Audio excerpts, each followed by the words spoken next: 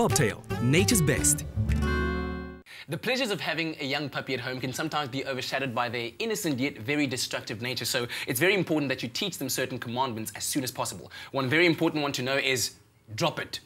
Drop it. Of course, you wouldn't take my methods because your dog would be traumatized forever and ever. But Karis Bryan is here from Happy Dogs to teach our little Bob how to drop it. Good morning, Karis. Good morning. You well? I'm super, thanks. Awesome. How's Bob doing? Bob, are you ready for your trick today? I think Bob is ready to rock as usual. He's an absolute pro. All right, so this is a very important commandment that you have to teach your dog, because I mean, at this young age, they like to chew on things. They like to chew absolutely everything. Look, naturally dogs, whatever they're holding in their mouth, they don't want to let go of. That's natural. Is that a natural? It's a natural thing. Why would they want to let go of it? Come on. So what we have to teach them is how to let go of things and how to actually drop them. So a common mistake people make is when their puppy's chewing on something, they just scream, drop it! And then they kind of grab it from the puppy in a bit of a rough way. Okay. If you do that a few times, when you say drop it, your puppy's going to rather run away than happily give you the toy. Right. So what you have to do intentionally is teach them how to let go of something when you say drop it.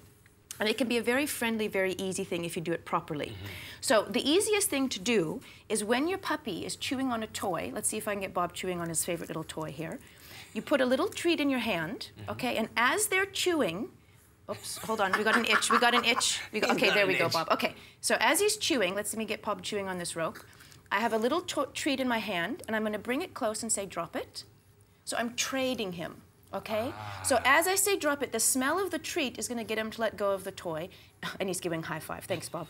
and then I'm saying drop it as he's spitting it out. So that's the way to teach a dog a command, is as it's happening, you put the name with it. So then I'm going to let him play again, and oh, let's get the rope and see if he can, oh, get the rope, get the rope. And then the trick with this is then you then give a toy back to them and practice it again. So he's chewing on his rope, and I'm going to say drop it, and then he's spitting it out, and I'm giving a little treat. So with new puppies, and older dogs as well, this is how you start the command. You use a treat pretty much every time. After a day or two of this, when you say, drop it, they'll understand they must let go, and at that point, Bob's very keen with his high five. Can you see this? Oh my gosh. He's an overachiever, this boy.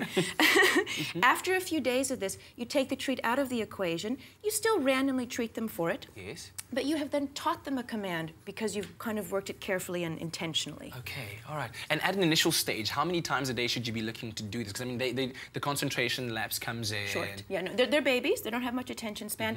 The good thing to do is just as you're playing with them, incorporate it. So do it maybe 2 or 3 times a day throughout the day. You can do a little bit more, a little bit less. People with more mouthy breeds like Staffies and Labradors and Golden Retrievers, Pit Bulls. There's some breeds that have a lot more intensity in their jaw. Those dogs you really want to practice this with so that they really learn to relax their mouth and give you something when you tell them to.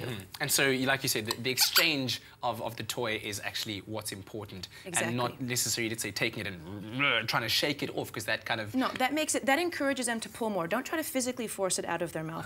You're teaching them to let go. So you're saying, drop it, and they're giving it to you. And then often if you give the toy back, then they don't think it's such a bad thing to give you the toy, and you make it more of an exchange than you taking it away from them and not giving it back. Lovely stuff. Well, thank you so much for that, Karis. Really appreciate it. It's a pleasure. There we go. So there you have it. You now know how to teach your dog to drop it. But remember, when it comes to animal behavior, don't you drop the ball. Let them drop it, rather. Stay with eXpresso and SABC3.